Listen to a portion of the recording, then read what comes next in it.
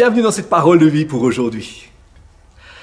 Je dirais que aujourd'hui, le thème que j'aimerais partager avec, c'est la puissance de l'accord. Pourquoi est-ce que c'est si important d'être en accord? La première chose, c'est de pouvoir réaliser que pour être en accord, on a besoin d'être au minimum 2 personnes. Si je veux être en accord avec quelqu'un, j'ai besoin d'être moi plus quelqu'un d'autre.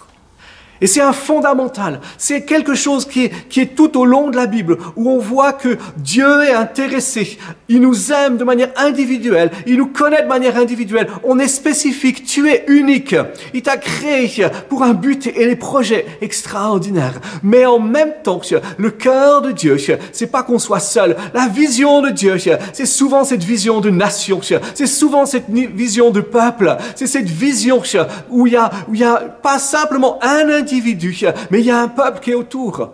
On le voit par exemple dans l'Ancien Testament, quand Dieu appelle à Abraham, il lui dit qu'il va faire de lui une bénédiction pour les nations. C'est cette dimension nation qui est autour de lui.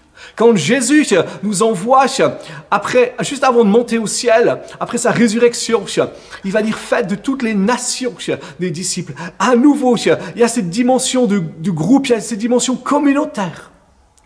Et cette dimension de groupe, cette dimension communautaire, elle commence par des petits groupes de 2 ou 3. Elle est fondée, je dirais même, sur ces petits groupes de 2 ou 3. Et là, je parle pas du couple, je parle pas d'un homme et d'une femme qui font alliance ensemble pour vivre ensemble ce que Dieu a prévu pour eux. Mais je parle d'hommes et de femmes qui font alliance ou qui font un partenariat plutôt ensemble pour bâtir le royaume de Dieu, pour se rendre redevables les uns aux autres, pour grandir dans la foi mutuellement, pour savoir s'encourager, pour savoir se bénir. Et probablement que si tu regardes ta vie passée, la plupart du temps, quand tu as eu des épreuves, quand tu as eu des temps difficiles, une des choses qui t'a aidé, une des choses qui t'a fortifié, une des choses qui t'a encouragé, c'est d'avoir 1 ou 2 amis avec qui tu as pu partager tes sentiments, avec qui tu as pu partager tes doutes, tes craintes, mais aussi ton espérance, ta foi, avec qui tu as pu prier, qui a été là pour te fortifier, qui a été là pour t'encourager. Et souvent, on doit réaliser que ce qu'on est aujourd'hui, c'est grâce à ces relations solides avec qui on a bâti. La vision que Dieu nous a donnée en tant qu'Église Vie, et je rappelle que vie veut dire vivre l'impossible ensemble. À nouveau, c'est pas on veut vivre l'impossible tout seul, on veut pas vivre l'impossible comme cela, mais on veut vivre l'impossible ensemble, fortifiés les uns avec les autres, unis les uns avec les autres. Et la vision, c'est d'être des disciples qui grandissent en Christ et qui se multiplient. La croissance en Christ passe par le fait d'être avec d'autres disciples de Jésus, d'être attaché avec d'autres disciples de Jésus. Dans Proverbe 27, au verset 17, il est dit que le fer aiguise le fer. Ainsi, un homme aiguise la personnalité de son prochain. Le fer aiguise le fer. On sait que si on prend 2 couteaux, on peut aiguiser les 2 couteaux. Mais c'est aussi cette dimension de dire, mais quand je bâtis une relation solide, et j'aime dire c'est un homme avec un homme, une femme avec une femme, c'est plus sain, c'est mieux, c'est plus solide, c'est plus profond. Qu'est-ce qui va se passer quand je bâtis cette relation de manière hebdomadaire, de manière régulière avec une autre personne? Ma personnalité va s'aiguiser. Ma personnalité va être transformée parce que je vais ouvrir mon cœur. Tu vas ouvrir ton cœur avec cette autre personne. Vous allez commencer à partager ensemble. Vous allez commencer à prier ensemble. Vous allez commencer à vous connaître de manière profonde, de manière réelle. Il y a des choses quand on connaît les gens qu'on ne peut plus cacher. Et c'est une bonne chose d'avoir des gens avec qui on n'a pas de secret. Des gens avec qui on peut ouvrir nos cœurs, on peut se rendre complètement vulnérable pour pouvoir grandir, pour pouvoir être transformé. Parce que si on garde tout pour nous-mêmes, si on garde tout caché à l'intérieur de nous-mêmes, personne ne va pouvoir nous aider à être changé et transformé. Et la Bible dit qu'on est appelé à grandir de gloire en gloire. On est appelé à marcher de victoire en victoire. Et pour ça, on a besoin, le faire aiguise le faire. Une personne aiguise la personnalité de son prochain. Quand on a ces relations, on va pouvoir confronter nos idées, confronter nos points de vue. On va pouvoir confronter ce qu'il y a à l'intérieur de nos cœurs, ce qu'il y a à l'intérieur de nos vies pour pouvoir bâtir. La question c'est, avec qui tu vis cette relation-là? Est-ce que tu as un homme, si tu as un homme? Est-ce que tu as une femme, si tu es une femme? Avec qui, semaine après semaine, tu peux partager, tu peux prier, tu peux rire, tu peux discuter, tu peux commencer à aussi rêver de visionner les choses qui sont autour de toi, comment gagner le monde qui t'entoure.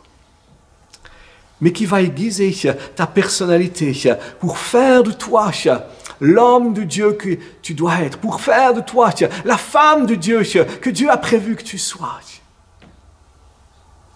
Il y a cette puissance dans cette dimension de l'accord, cette dimension d'être ensemble, d'être 2 ou 3 personnes qui prient, qui partagent, qui rient, qui discutent, qui vivent ensemble de manière régulière. D'ailleurs, on le voit aussi dans le livre de l'Ecclésiaste. Il est dit que 2 valent mieux qu'un, parce qu'ils ont un bon salaire de leur peine.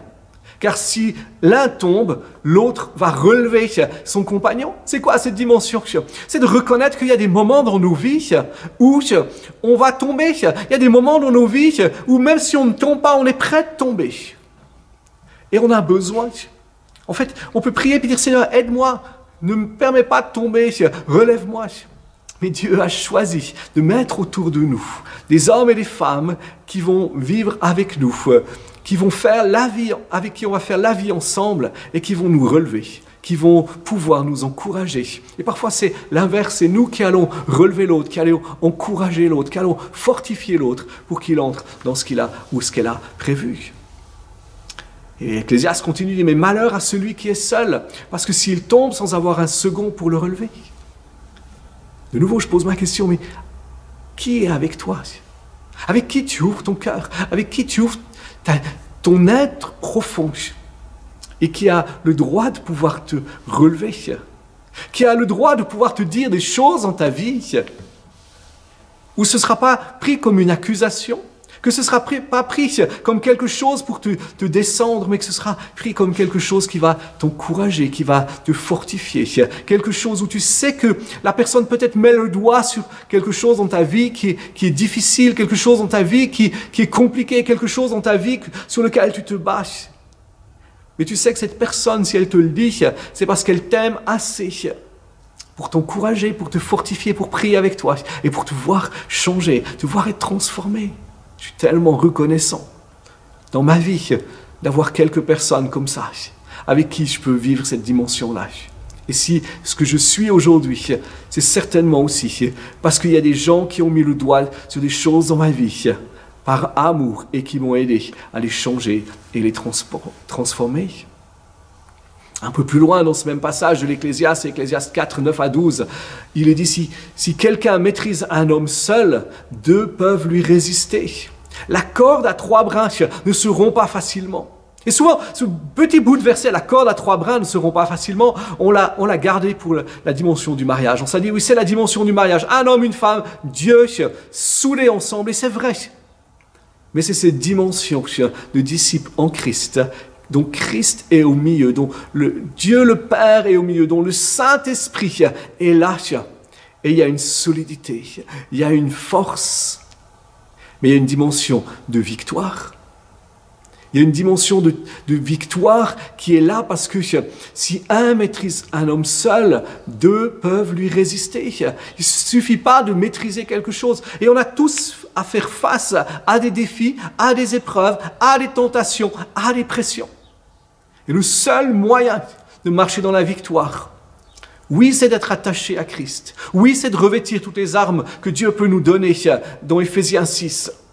Mais c'est aussi avoir un ou une avec nous, avec qui on peut tenir ferme.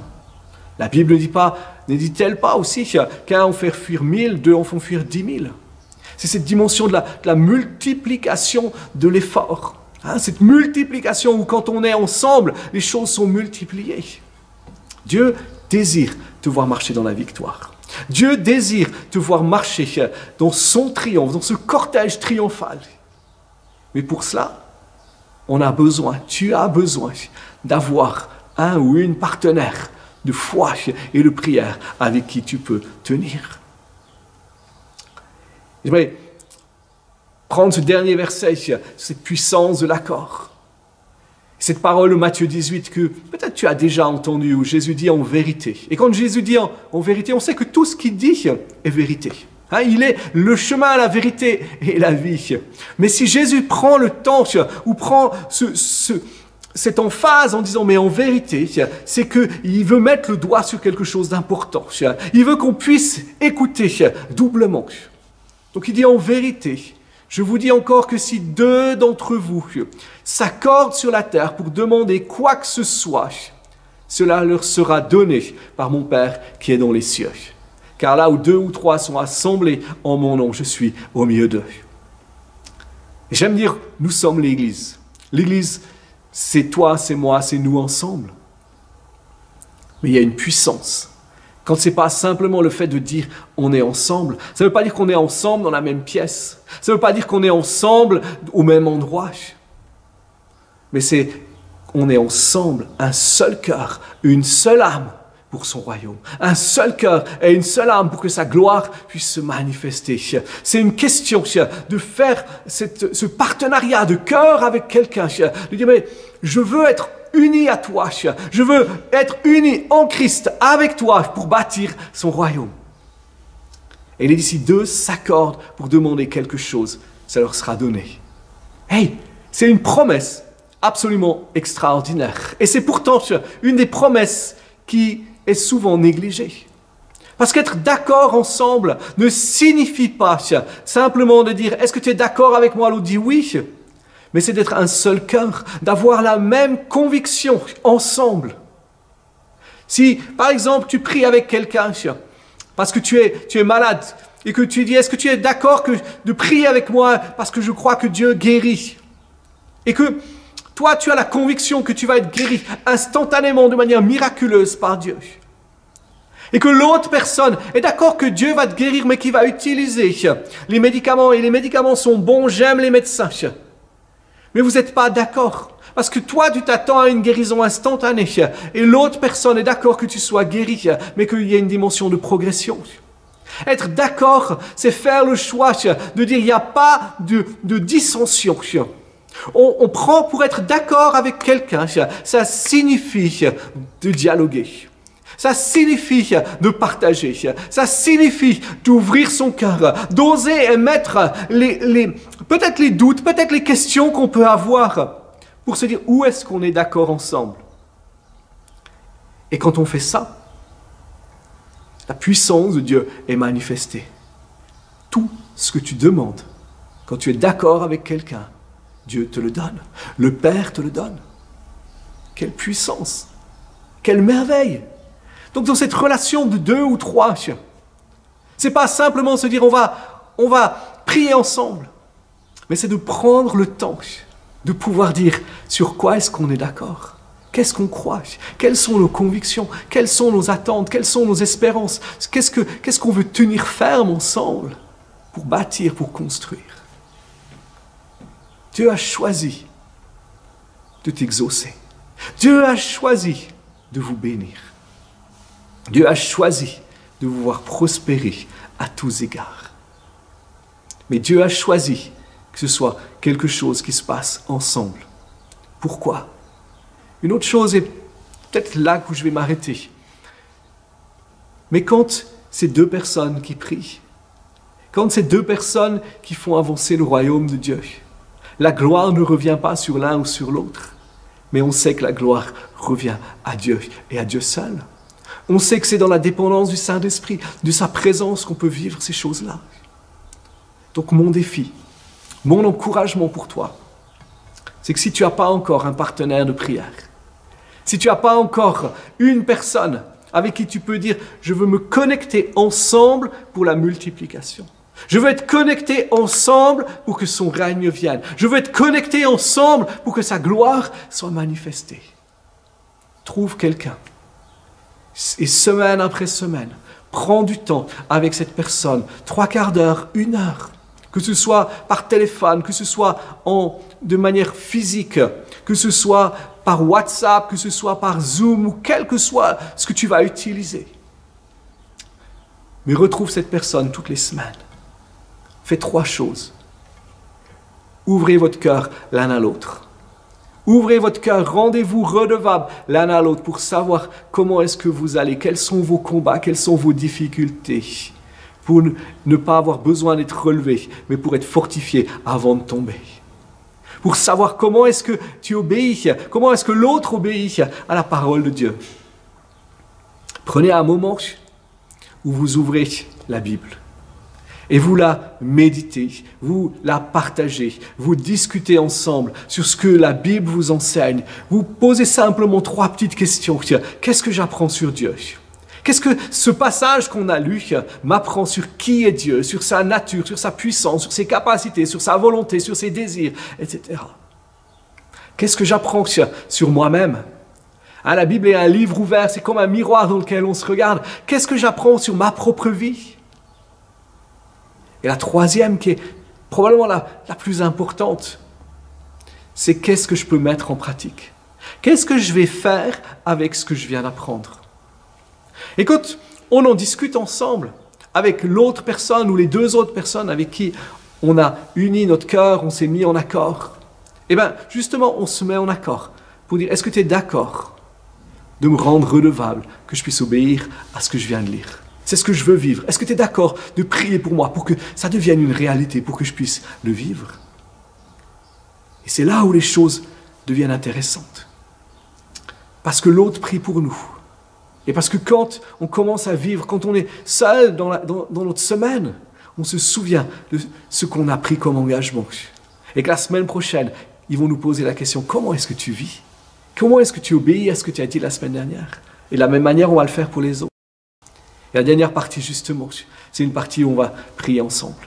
On va prier les uns pour les autres. Mais on va aussi prier pour que d'autres personnes puissent rencontrer Jésus. Que d'autres personnes puissent trouver leur chemin vers Dieu. Et à nouveau, on va s'accorder ensemble en disant, mais j'aimerais que prier pour telle personne parce que je sais qu'il ou elle a besoin de trouver son chemin vers Dieu. Ça, c'est la puissance de l'accord. C'est ce que Dieu désire. Être connecté ensemble pour la multiplication. Alors, n'attends pas. Prends ton téléphone. Appelle quelqu'un. Dis-lui, hey, est-ce qu'on peut toutes les semaines passer du temps ensemble? C'est simple, c'est facile. Ne dis pas que tu n'as pas le temps. Ne dis pas que ce n'est pas possible. Tu as le temps. Le temps est juste une question de priorité. Et si tu fais de ça ta priorité, tu vas voir ce que Dieu va faire avec ta vie. Tu vas être encouragé, tu vas être béni. Tu vas être fortifié et tu vas devenir ce disciple qui grandit en Christ. Et tu vas entrer dans la multiplication. Sois béni richement, sois encouragé, sois fortifié. Tu es quelqu'un d'exceptionnel. Et je sais que Dieu a des bonnes choses pour ta vie et que tu vas les vivre. Bye bye.